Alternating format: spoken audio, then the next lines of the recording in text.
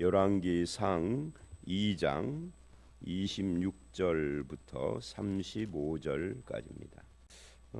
계속해서 이 2장은 다윗이 죽은 후에 네 사람을 처리하는 그런 내용입니다. 어제는 아도니아 문제였고요. 오늘은 두 사람 아비아달과 요압, 그리고 내일은 시므이 이야기가 네 사람에게 네 가지 적용을 한 거죠. 먼저 26절과 27절을 보면 아비아달입니다. 이 아비아달은 죽이지 않고 추방을 했어요. 이 아비아달은 제사장입니다. 그리고 제사장은 하나님과 사람들 사이의 중보자죠. 이 중보자는 하나님의 뜻을 드러내고 하나님의 영광을 드러내는 사람입니다.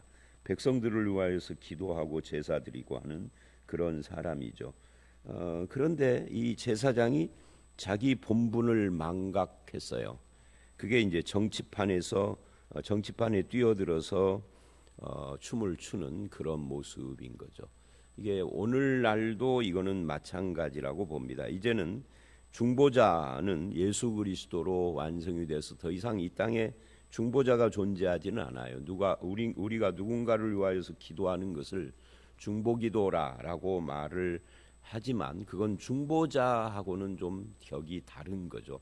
다른 사람을 위해서 기도한다, 그런 의미인 거죠. 그런데 이제 중보자가 아니고 오늘날은 무슨 구약의 제사장은 아니지만 목회자들도 이렇게 정치판에 뛰어들어서 춤을 추는 사람들이, 이 세상 정치가 세상 정치가 있고 교회 정치가 있죠. 세상 정치에 뛰어든 목회자들도 그동안에 우리 역사에 많이 있었습니다. 이제 초대에는 많이 있었고요. 이제 그럴 수밖에 없었던 것이 초대 국회나 이런 때는 이제 나라가 막 세워져서 그때는 우리 국민들이 교육도 많이 받지 못하고, 아마 그 당시에는 교육을 가장 많이 받은 상위층 집단이 목회자였을 거예요. 그 당시에는. 그러니까 그들 중에는 국회에도 많이 들어가고, 북한 같은 경우에는 아예 김일성의 수족이 돼가지고서 공산주의 앞잡이가 된 그런 목회자들도 있었고, 그랬었습니다. 근데 지금은 뭐 목회자들이 가장 교육받은 집단은 아니죠.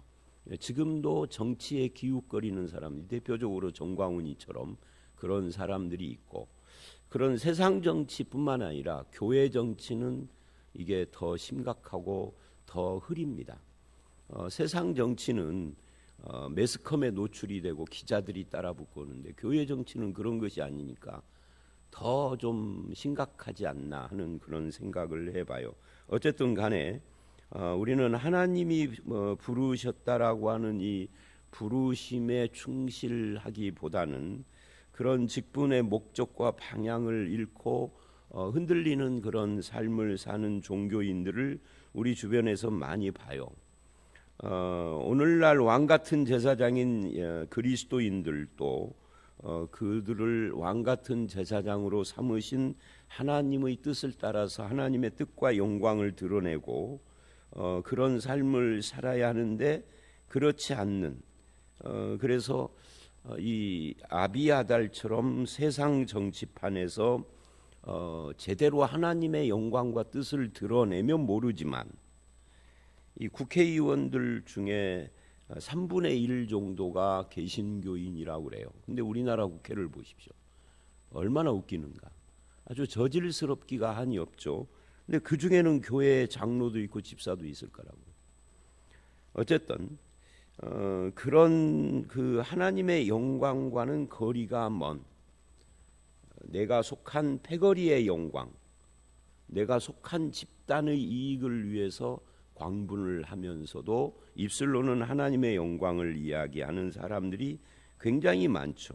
거기서 중립적인 자세로 하나님 편에 서서 선지자 노릇을 한다면 얼마든지 좋아요. 이런 문제가 나올 때마다 늘 모범적인 인물로 떠오르는 사람이 윌리엄 윌버포스인데, 이 사람 평생 국회의원을 하면서 죽을 때까지 한 가지만 했죠. 자기가 몸담은 정당의 이익이 아니라 노예 해방, 이것을 위해서 계속 법안을 올렸어요. 그리고 결국은 그것이 통과되면서 세상을 떠났죠. 그러니까 그런 일을 한다면 얼마든지 정치에 뛰어들어도 좋죠. 목회직을 내려놓고 또는 교회에서 목사 아니라 평신도라도 얼마든지 장로 집사들이 국회의원도 하고 장관도 할 수는 있죠. 근데 하나님의 뜻과 영광이 아닌 내가 속한 집단의 영광과 이익을 위해서라면 그거는 좀 문제가 있다. 그래서 이 아비아달 같은 사람도 자기의 그 어떤 소속한 집단, 그게 이제 아도니아죠. 이 정치의 한쪽, 그쪽에 서서 춤을 춘. 그래서 이제 아도니아는 아비아달은 자기의 소명을 모르는 사람이었다. 하나님의 부르심을 따라서 살지 않고 그런 그 이익을 위하여서 산 사람이다 하는 것을 알 수가 있고요. 그래서 27절 하반절을 보면 여호와께서 실로에서 엘리의 집에 대하여 하신 말씀을 응하게 함이었더라 라고 이 아비아달을 처리한 사건을 결말을 내리는데, 이게 사무엘상 2장 3장에 나오는 그 엘리의 이야기입니다. 그래서 엘리에 대한 하나님의 심판이 이제 이 아비아달을 추방함으로써 완결이 됐다는 이야기입니다. 더 이상 엘리 집안에는 제사장도 없고 없는 거죠. 그래서 결국 이 26, 7절은 우리를 부르신 하나님 앞에서 소명의식, 부르심을 따라서 사는 사명, 그것이 필요하다 하는 것을 알 수가 있습니다.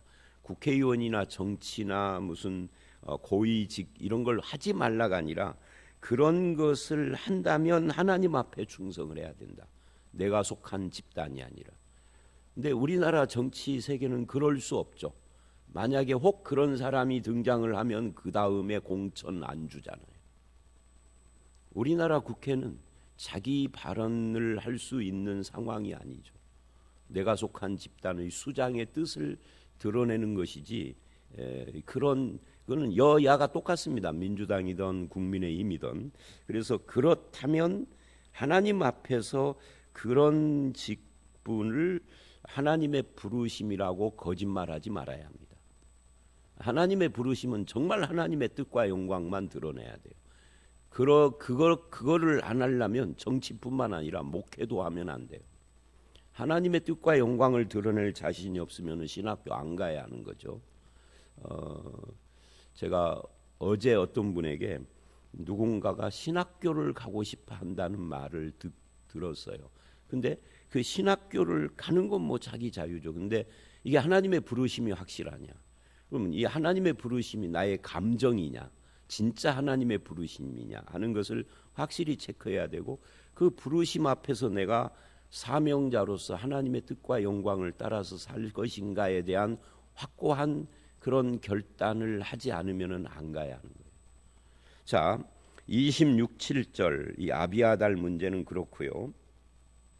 이제 나중에 이것이 35절에 가면은 사독 제사장으로 이제 직이 이어지게 되죠. 이 사독 이야기는 나중에 이제 신약에 가보면은 이제 여러 가지 설이 있는데 그 중에 하나가 이 사두개인들하고 관계가 있는 그런 어떤 것으로도 이야기가 되기는 해요. 28절부터 35절 요압 이야기입니다. 요압은 추방이 아니라 죽여요. 아도니아는 죽고 아비아달은 파면시키고 이제 요압 차례인데, 요압은 그 소식을 듣고 도망을 갑니다. 도망가서 뭐를 해요? 28절 제단 뿔을 잡으니 그래요. 아도니아도 제단 뿔을 잡고 살았죠.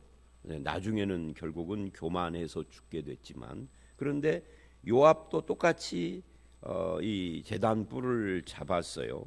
이 제단 뿔을 잡으면은 용서해 줄 것이다 이렇게 생각을 한 거죠. 그래서 이는 그가 다윗을 떠나 압살롬을 따르지 아니하였으나 아도니아를 따랐습니다라. 그러니까 아도니아 따른 것이 이게 죽을 죄다 하는 것을 자기도 알고 있었다 하는 거예요. 그래서 두려워서 제단뿔을 잡았습니다. 그러나 여기서 이 제단뿔을 잡았다 하는 것은 오해예요. 이 제단뿔은 아도니아 때도 설명을 했습니다마는 일종의 회개와 속죄의 상징이죠. 그것 자체가 우리를 용서해 주는 건 아니에요. 그래서 제단뿔을 잡았어도 참 회개가 없으면 그 제단뿔이라는 것이 소위 이제 유대인들에게는 성물이라고 그러잖아요. 성물, 거룩한 물건이다 그 말이에요.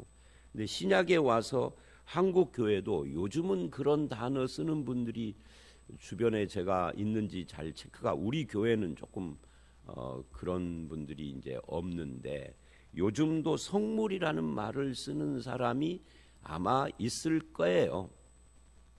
갑자기 뭐 그게 사라질 리는 없죠. 근데 신약에 오면은 성물이라는 것은 없습니다. 물론 하나님께 드려졌다 해서 뭐 이 물잔도 성물이라고 할 수는 있겠죠. 그런 의미에서 하나님을 위해서 쓴다. 그러면 이거 자체가 거룩한 것이냐? 그거는 아니죠. 하나님을 위해서 쓰여지고 있으니까 그러죠. 그러다가 우리 김삼영 권사님이 이거 너무 오래 써서 이제는 색깔도 그러고 이게 식상하다 하도 많이 봐서 이거를 이제 이거 없애고 이 뚜껑이 좀 빨간 걸로 새로 사야 되겠다 해서 사서 이걸 갖다가 내일 아침부터 교체를 해 놓고 요거를 어떻게 처리하면 그래도 이게 성물인가요? 그런 의미에서 영원히 고착화된 그런 성물 개념은 이제는 없다는 거예요. 뭐 예를 들면 우리가 앉아 있는 이 장의자도 요즘 뭐 개척하는 교회들은 장의자를 잘 안 쓰고 개인 의자를 많이 쓰는 그런 추세이기는 한데 우리 교회가 이 의자가 오래되고 낡아서 가정을 하는 겁니다. 실제로는 아닌데 이거를 어디다 주려고 그랬는데 개인 의자들이 필요하지 장의자는 이제 안 쓴다. 그래서 이것을 갖다가 기독교가 아닌 어떤 단체에다가 주어버렸어요. 뭐 어디다 주었다고 할까요? 하여튼 주어버렸어요. 요즘은 이런 장의자 쓰는 데가 교회 말고는 또 어딘지 기억이 안 나는데 그래도 이게 성물일까요? 그런 건 아니에요. 교회에서 쓰고 있다는 의미에서 성물이라고 부를 수는 있으나 그것도 조심스러운 일이다 그 말이죠. 그런데 구약으로 가면은 이런 제단뿔 같은 성전과 관계되는 것은 다 거룩한 거다, 성물이다 한다고요. 성물이라고 하지만 그것 자체에 어떤 속죄의 기능이 있거나 거룩한 기능이 그거 물건 자체에 있는 건 아니에요. 진짜 중요한 것은 제단뿔이 아니라 참 회개하는 것이다 하는 거죠. 성물을 잡는다고 해서 해결되는 것은 아닌 거죠.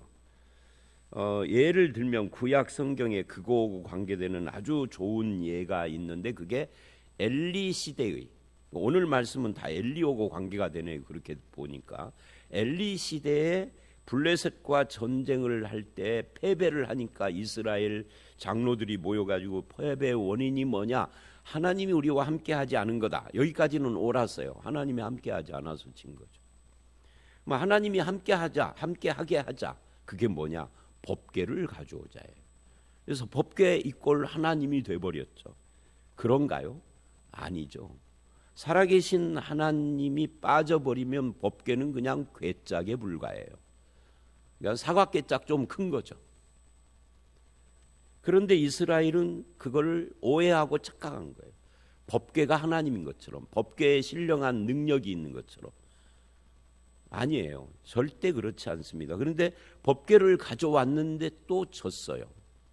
1차 패배보다 훨씬 많은 사람이 죽고 법궤를 탈취당했어요. 근데 법궤를 가져간 블레셋에서 하나님께서 역사를 해서 다곤 신당에 다곤의 목이 잘리고 막 재앙이 일어나고 난리가 났어요. 그건 법궤가 일으킨 신비한 능력일까요? 하나님이 하신 걸까요? 하나님이 하신 거죠. 법궤에는 아무 신비한 능력도 아무것도 없어요. 그냥 궤짝이야. 그러니까 그런 착각을 이스라엘이 했던 거고 비슷해요. 제단뿔을 잡는다는 행위가 제단뿔에게 신령한 은혜와 능력과 속죄가 있는 건 아니다. 속죄는 결국 하나님이 하시는데 누구를 용서하시느냐면 참 회개하는 자를 용서하는 거죠. 다윗이 밧세바 번화하고 들통났을 때 회개할 때 제단 뿔을 잡았나요? 아니요. 그냥 무릎 꿇고 회개한 거죠. 눈물을 흘리며 침상이 뜰 정도로 눈물을 펑펑 흘리며 회개를 한 거죠. 하나님이 용서했어요. 제단 뿔하고 아무 상관이 없죠. 이 요압이나 아도니아나 다 오해를 했던 거예요. 아도니아가 제단 뿔을 잡고 일시적이기는 하지만 살아난 것은 제단 뿔 때문이 아니라 솔로몬이 용서해 준 거예요. 형제이기 때문에. 그러나 교만해서 죽은 거죠, 나중에. 자, 그래서 이제 요압이 죽습니다. 요압이 죽는 이유는 반역 때문이 아닌데 오해를 합니다. 그래서 31절, 32절은 다윗이 살려주기로 약속했던 두 사람을 거론을 하는 거예요. 그게 누구냐면 아브넬과 아마사입니다. 이 아브넬과 아마사를 다윗 몰래 죽인 요압, 그것 때문에 요압이 죽는 거예요. 그 문제를 회개를 한 적이 없어요. 여기서 다윗이 알지 못했다라고 32절에 말을 하는데 다윗은 끝까지 몰랐다가 아니라 그들을 죽일 때 몰랐다 하는 거죠. 그러니까 다윗하고 아무 상의 없이 왕을 완전히 무시를 해버린 거죠. 앞에서는 왕인 다윗을 막 높이고 그러는데 뒤로 돌아서면은 다윗 몰래 지가 마음대로 살아버린 것이 요압이었어요. 그러니까 다윗을 허수아비 만들고 꼭두각시 만들어 버린 거죠. 근데 그것 때문이 아니라 의로운 자 둘을 아브넬과 아마사, 여기서 의롭다라는, 의롭고 선하다라고 하는 것은 상대적인 개념의 의롭다예요. 하나님 앞에 의롭다, 죄가 없다, 그게 아니고 자기보다 의롭고 그래요. 요압보다 더 의롭고 선한 두 사람 아브넬과 아마사를 죽였다. 이게 이제 열왕기 사무엘 하의 앞부분에 나오는 이야기인데 거기에 가보면 개인적인 복수심이나 개인적인 권력에 대한 야망, 이 두 가지 때문에 요압이 그런 거예요. 자, 이렇게 해서 이제 요압을 처리를 해요.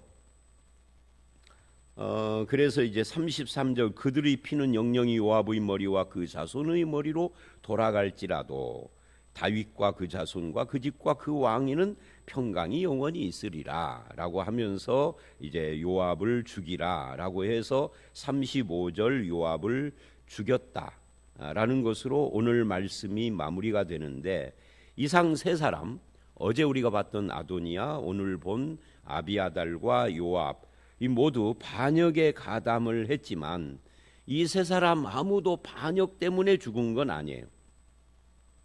그 대신에 아도니아는 헛된 교만과 욕심 때문에 죽었고 요압은 그 포악한 성품과 비열함 때문에 죽은 거예요. 왜? 왜냐하면 새로운 시대에 합당하지 않으니까. 조금 더 다르게 말을 하면 하나님 나라는 이런 헛된 야망과 포악하고 비열한 성품을 가진 사람은 인정을 하지 않으니까. 그래서 신명기 25장 11절로 19절을 가보면 하나님 나라는 어떤 사람들에게 합당한가를, 이 신명기가 참 재미있는 것이, 저는 과거에 신명기 설교를 하고 최근에는 출애굽기를 한 적이 있잖아요. 출애굽기도 재미있지만 율법에 대한 설명 부분으로 들어가면 출애굽기가 훨씬 더 재미있어요. 조금 더 출애굽기의 이 율법을 조금 더 설명을 해놓은 것이기 때문에 그런지도 모르겠는데, 읽다 보면 이게 법이라는 것이 그냥 딱딱한 법이 아니고 거기에 하나님의 뜻과 마음과 정신이 이렇게 드러나 있구나 하는 것이 확인되는 게 신명기거든요. 여러분이 신명기를 한번 찬찬히 읽어볼 필요가 있는 것이, 이스라엘의 모든 역사는 이 신명기의 법을 기준으로 하고 평가가 돼요. 자, 어쨌든 간에 하나님과 하나님 나라는 헛된 야망과 포악하고 비열한 성품을 가진 이 두 종류의 사람은 용납되지 않는 겁니다. 그런 사람들을 용납하면 하나님 나라와 그 영광이 훼손되기 때문에 그렇습니다. 하나님 나라는 구약처럼 국가적인 형태이든 신약처럼 교회의 형태이든 간에 하나님의 백성들의 삶과 성품을 형성해 가기 위한 것이 목적이에요. 그렇기 때문에 그런 삶이나 성품에 있어서 하나님의 뜻이 반영돼야 하는 거죠. 그렇지 않으면 그 나라에 합당치 않아요. 그게 이제 다윗이 죽고 새 나라인 솔로몬의 나라에 합당치 않는 자를 처리하는 이유이기도 합니다. 그래서 이것이 오늘 우리에게는 우리 신자들의 사명이고 교회의 사명이기도 합니다. 교회는 또는 성도는 정말 이 세상의 야망을 위해서 살거나 그 성품이 포악 비열하면은 안 된다 하는 것이 오늘 말씀의 이 적용적인 결론이에요. 허세 부리기를 좋아하지 않고 진실해야 되고, 포악하고 비열하기보다는 온유하고 겸손해야 되고, 자기 이익을 위해서 남을 이용하기보다는 다른 사람을 섬겨서 하나님의 영광을 드러내는 그런 삶을 사는 자들로 이루어진 것이 교회여야 합니다. 근데 이건 이제 원칙이고요. 현실적으로 보면 그렇지 않아요. 사람들이 그렇지 않아요. 그래서 이런 부분에 있어서 우리는 늘 자기를 점검해야 할 필요가 있습니다. 어떤 사람이 교회 안에서 막 아주 고집을 부리고 무엇인가를 가지고 사람들을 막 휘젓고 교회를 편치 않게 하는 경우가 만약에 있다. 그렇게 놓고 그 사람을 살펴보면 겉으로 드러내는 것은 하나님을 위하여 교회의 이익을 위하여서지만 조금만 더 한 자락만 더 그 속을 살펴보면 그게 자기 이익, 자기 야망, 자기 성깔 이런 것 때문에 그 사람이 목사라면, 그 사람이 장로 권사라면 그 직에 합당치 않은 자죠. 근데 교회는 그런 사람들을 그 직에서 쫓아낼 수단이 없어요. 그래서 뭐 하죠? 싸우죠. 근데 싸우면 교회는 망하는 거예요. 뭐 안 싸우면 어떻게 해야 되죠? 하나님께 기도해야죠. 하나님께 기도해야. 우리는 그래서요, 제가 가끔가다 그런 생각.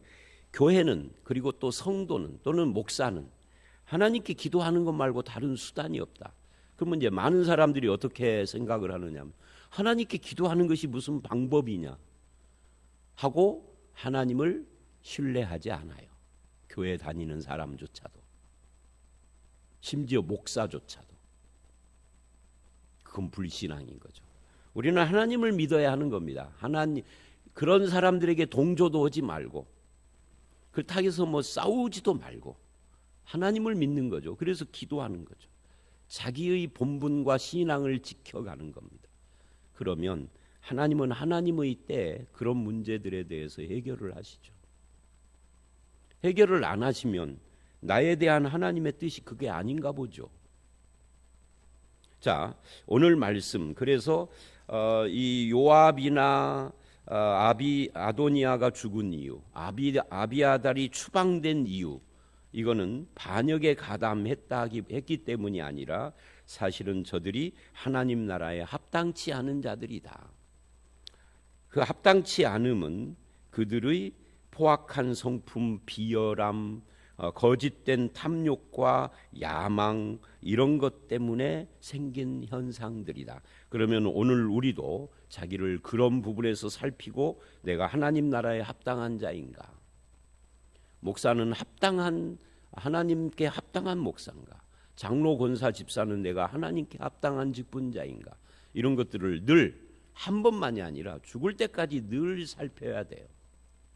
이런 것이 하나님이 우리에게 원하는 것입니다. 저와 여러분을 통해서 하나님의 뜻과 영광이 드러나는 삶을 살아가시는 그런 성도들이 다 되시기를 주의 이름으로 축원합니다. 함께 기도하겠습니다. 하나님 아버지, 다윗의 사후에 아도니아와 요압과 아비아달이 처리가 되는 그런 말씀들을 어제 오늘 읽으면서 하나님 나라에 합당한 자가 누구인가를 생각해 봤습니다. 포악한 성품과 비열함 때문에, 그리고 허세를 부리는 교만하고 야심에 가득한 그런 모습 때문에 하나님께 합당하지 않은 자가 처리되는 것처럼 오늘 우리들도 하나님 나라 백성으로서 합당한 하나님의 뜻과 그 영광과 하나님의 성품에 합당한 열매를 맺으며 살아가는 겸손하고 진실하고 그리고 섬길 줄 알며 늘 하나님의 뜻 앞에 순종하는 자로 살아가는 저희들이 되게 해 주시옵소서. 우리 교회와 한국 교회가 그렇게 하나님의 뜻과 영광을 드러내기에 부족함이 없도록 변화시키고 또한 끝까지 인도하시며 이 열매를 맺어갈 수 있도록 함께해 주실 줄 믿사옵고 예수님 이름으로 기도드려 싸움나이다. 아멘.